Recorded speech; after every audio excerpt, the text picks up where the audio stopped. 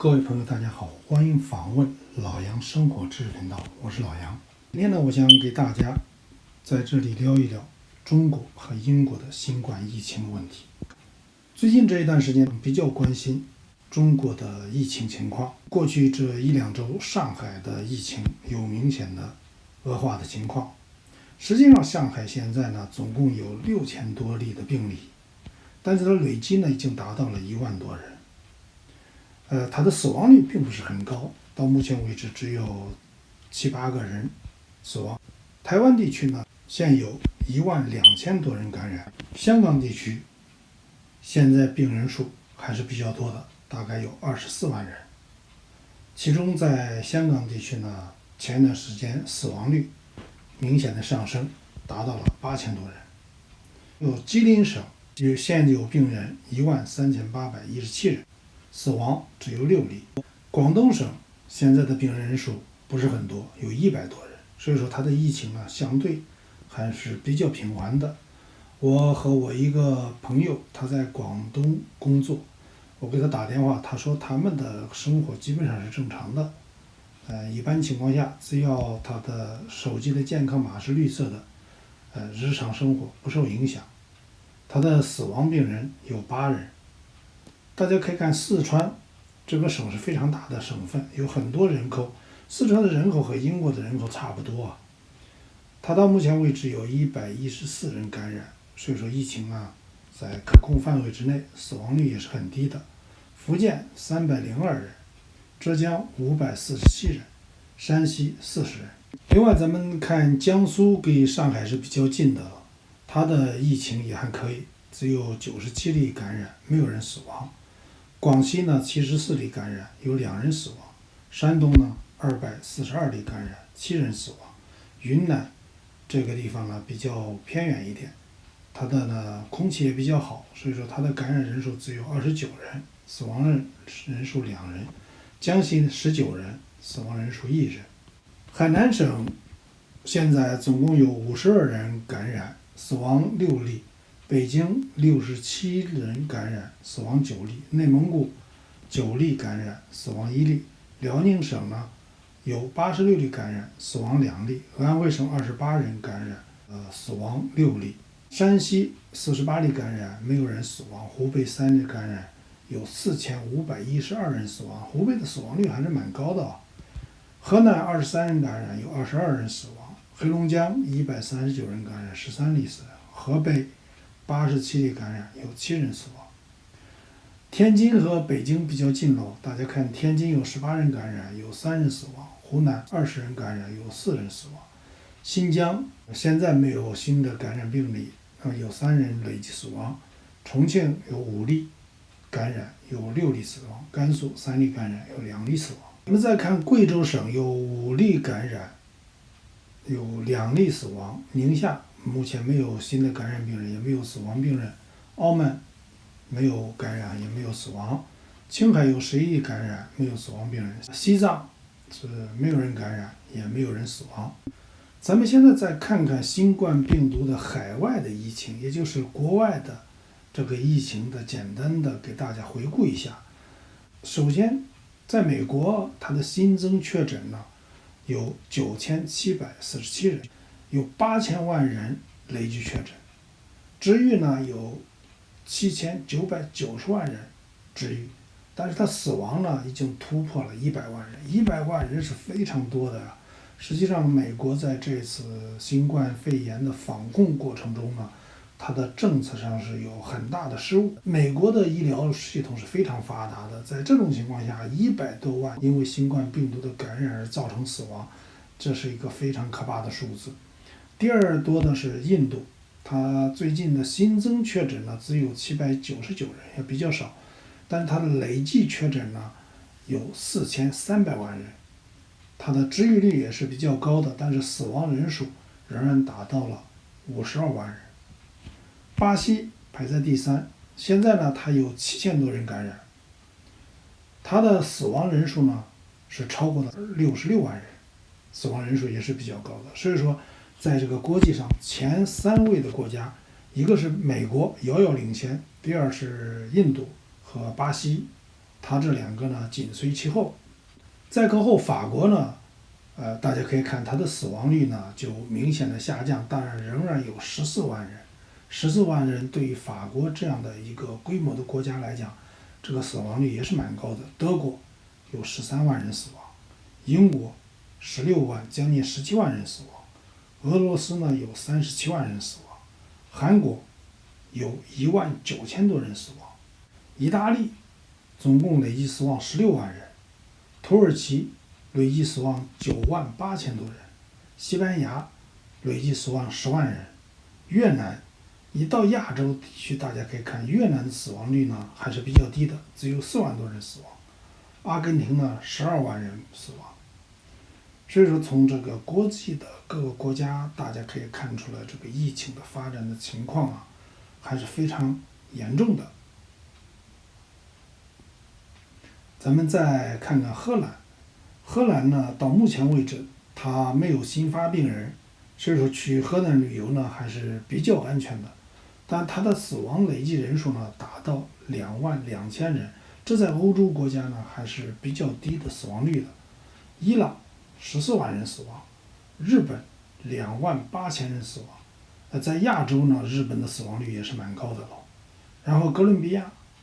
13万人死亡，还有印度尼西亚15万人死亡。当然，印度尼西亚它的人口是非常大的了。再回到波兰，欧洲国家11万人死亡。墨西哥32万人死亡，澳大利亚和新西兰这次疫情防控还是比较好的，但是澳大利亚最近呢新增感染病人数还是蛮高的，有44991人，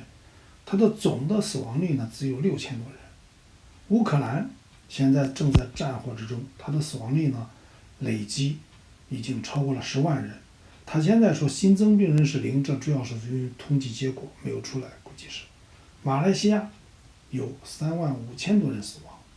另外，以色列在这一次防控过程中也是做的比较好的国家之一，它的疫苗接种是非常领先的。它现在呢有4000多人感染，它的累计死亡呢有1万多人。奥地利现在有1万多人感染，它的累计死亡呢16000多人。比利时累计死亡3万多人，泰国累计死亡2万多人，捷克累计死亡39000多人。南非目前呢新增感染病人数不是很高，但是它累计死亡已经正好突破了10万人。菲律宾有5万多人死亡，然后葡萄牙一直表现还是不错的，葡萄牙现在没有新感染病人，它的死亡呢只有2万多人，这在欧洲国家也是相对控制的比较好的。加拿大非常奇怪，加拿大和美国是非常接近，他们国家的系统也非常接近，但是加拿大呢现在感染率是非常低的，另外它的累计死亡人数才38000多人。所以说美国呢，当然他一直可能认为他的国家的医疗条件各方面应该是最好的，但是他应该反省一下，和加拿大一模一样的系统，为什么美国的死亡率那么高？那相比之下，加拿大的死亡率呢只有38000多人，它的死亡率是明显降低的。另外，它的感染人数也同样，它只有35万人感染。那么美国呢是6000多万人感染。那么咱们再看秘鲁，秘鲁现在的病人数也是比较少的，但是它的累计死亡人数也是很高的，达到21万人。好了，因为我在英国，所以说今天重点给大家来看看英国的新冠疫情的情况。这是英国呢打疫苗的情况，因为前段时间我刚做了一期视频来给大家分析中国的动态清零和英国最先提出的这个群体免疫，这两个究竟哪个系统好啊？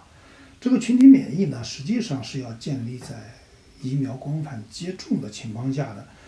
英国在疫苗接种方面，他们还是做的比较靠前的，很早呢就给药厂签下协约。它到目前为止，大家可以看最上面这是单次的，就是至少接种过1次疫苗的，已经达到了人口的91.9%，基本上都接种了。打过2次接种疫苗的已经达到了86.1%，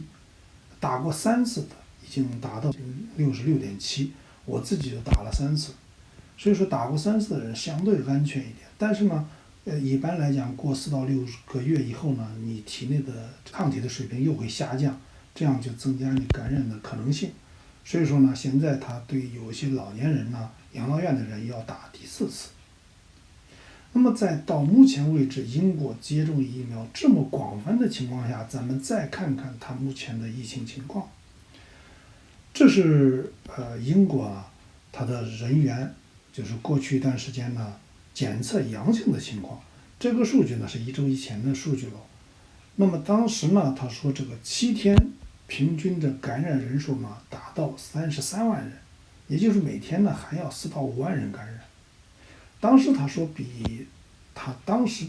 前一周呢下降了36.8%。你猛一看感觉到，这个阳性率是明显降低的。其实不要高兴的太早，因为后边我会给大家讲，这其中呢也有一个原因，为什么会下降。这张图表呢是从这个4月9号那前面一周的情况，4月9号那1个月的情况，大家可以看，从这个3月中旬的时候，每天呢大概是这个数字，但是逐渐上升，这就是它检测阳性的情况。然后到3月29号以后有逐渐下降，这个呢实际上跟他们国家的政策是有关系的。直到这个8月9号为止呢，他们每天新增是达到41469人，然后7天平均呢是62596人。这个呢，大家可以看，这是过去半年的时间，也就是从去年10月份到现在为止的情况。这个阳性率呢，一开始是在这个水准，然后突然呢，在这个圣诞节以后，就是明显的上升，因为圣诞节这个群居效应了。然后逐渐元月中旬以后又开始下降到3月份呢，这时候下降到最低的水平，然后又有个攀升。然后从4月份，在3月底的时候，逐渐这个阳性率又下降了。好了，咱们再看看这个英国的新增这个病人人数这是自从疫情刚开始的时候，开始的情况。一开始的时候感染率相对比较低，然后呢到2020年10月份开始突然增高，到这个2021年元月份达到第一个高峰。然后后来又下降，因为做封城了。到5月份以后，一旦解禁，感染人数又开始升高，不断的攀升，到什么时候呢？到去年的12月份，也就是实际上这个圣诞节期间呢，群居效应明显的又出现这个高峰，然后呢，圣诞节以后又有下降，然后从4月份又达到高峰，现在又有下降的趋势。好了。咱们谈到这个阳性率呢，同上我们要看他们国家的这个病毒的检测的情况。实际上呢，在到达4月7日这一期，到达4月7号这一天的数据可以显示呢，那一周期间呢，这个病人检测的人数呢是明显下降的，它下降了22%，也就是跟前一周相比，这个检测人数是明显下降的。所以说，因为检测人数下降了，那么阳性病人数下降，这也是跟这个相匹配的。所以说，这个阳性病人数的下降呢，不能太乐观。这张图呢，同样给大家显示，从去年10月份开始以来，这个它检测的情况，一开始检测一直是很高的，那么到这个12月底的时候，检测明显增高，元月份，然后从元月中旬以后，检测逐渐下降。然后呢，到这个3月份以后，这个检测数量更加下降，因为这时候呢，他们政府已经解禁了，所以说大家不强行一定要检测，那么很多人呢就不检测了。不检测呢，他有些人感染了，他就当成感冒来对待，所以说这时候呢，实际上的统计数据呢仅供参考。那实际上呢，最能说明问题的，咱看它住院病人数量吧，因为住院病人数量，这个是确实存在的一个真实的情况。同样呢，这个数据是4月4号的时候的数据，当时呢7天这个住院的病人数呢达到了16407人，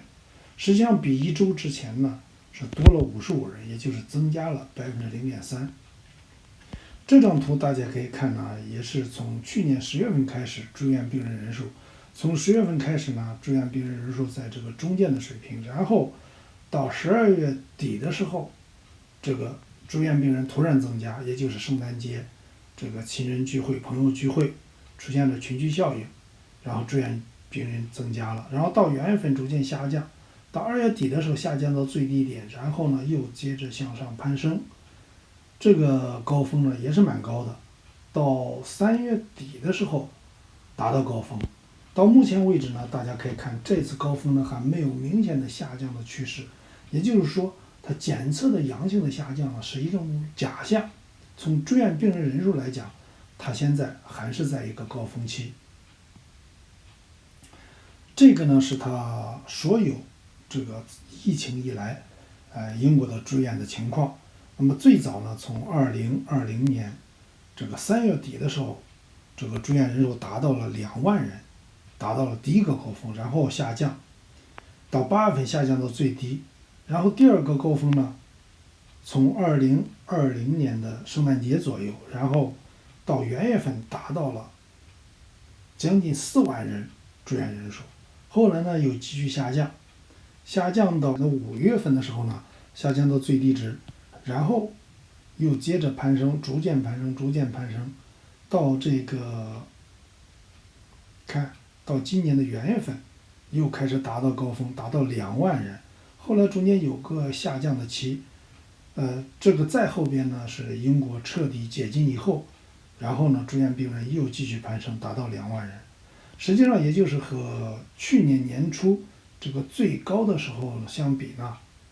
将近4万人。那么现在2万人呢，实际上这个住院人数还是蛮多的。大家我原来曾经跟大家提过，也就是说英国的床位数就那么多，如果你有2万人因为新冠病毒感染住院的，那么其他癌症病人和其他这种病人的住院呢，床位就会被挤压，对国家的医疗资源是有明显的影响的。这张图呢是从4月7号，当时呢7天的平均住院人数达到了21910人，但是它现在有个什么好处呢？就是在它这种重症监护病房住院人数只有300多人，那么最早原来呢曾经达到1000多人，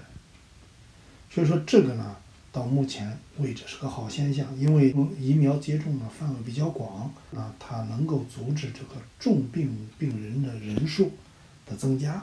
咱们再看看这个死亡人数，也就是在他病人检测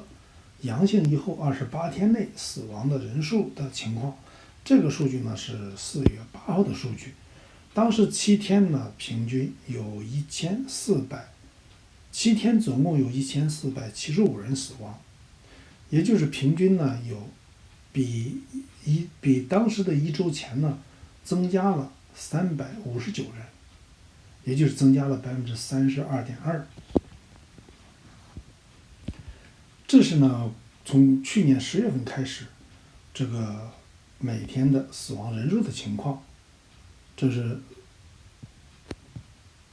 大家可以看，从这地方的时候呢，一开始有个高峰期，然后到12月份以后呢，死亡率下降，下降到这个12月底，然后呢又开始攀升，明显的攀升，这可能跟圣诞节的这个聚会啊和元旦这个新年聚会有关系，然后呢逐渐下降，然后下降到3月份、2月底、3月份的时候，然后现在又开始攀升，所以现在的死亡率呢又开始攀升了。这种死亡率的话是真真实实的，这个对病人的影响啊，这个是非常重要的。咱们看它整体的死亡的情况啊，也就是最早疫情发展的时候呢，突然出现了高峰期，最早每天可以死亡1000多人，然后后来逐渐下降，下降到每天只有10几个人死亡，然后呢，到10月份又开始上升，到元月份达到高峰，每天死亡甚至达到1500、1700多人，然后后来又下降，但是呢，从这个7月份开始，这个死亡率又开始攀升，这个呢是一个平台期，一般还是可以，但是在这个地方出现了另外一个高峰，也就是从去年的12月大概20号圣诞节前开始，然后再后来最近这段时间的死亡率又接着升高，所以说到这个4月9号那天，当天的死亡人数达到了347人，7天平均呢328人。这是从3月9号到4月9号在英国的平均的每天死亡人数，从最早的3月初大概每天150人左右，然后呢到3月14号，这时候呢已经超过了200人。大家可以看这个曲线是一直在走高，到3月24号，那么大部分每一天都接近200人，然后到3月29号以后，每一天都超过了200人。现在到后边这个4月初的时候，已经每天就突破了300人，甚至有2天呢将近400人死亡。所以说大家可以看到，过去这一段时间啊，那个英国的因为新冠病毒感染死亡人数是逐渐攀高，而且最近这一周呢是明显的增高。每天大家想想看，每天300多人死亡，10天3000多人死亡，一个月就是1万多人死亡啊！这1万多人对于英国这样一个国家的来讲是非常多的，如果3个月就是3万。这个到目前为止，也就是在英国接种疫苗达到90%以上的情况下，每天还死亡300多人，这是不可以接受的。实际上这个防疫的漏洞还是非常大的。所以说现在2年多过去了，英国所谓的这种群体免疫还没有达到真正阻止病人死亡的这种境界，所以说这个防疫漏洞是非常非常大的。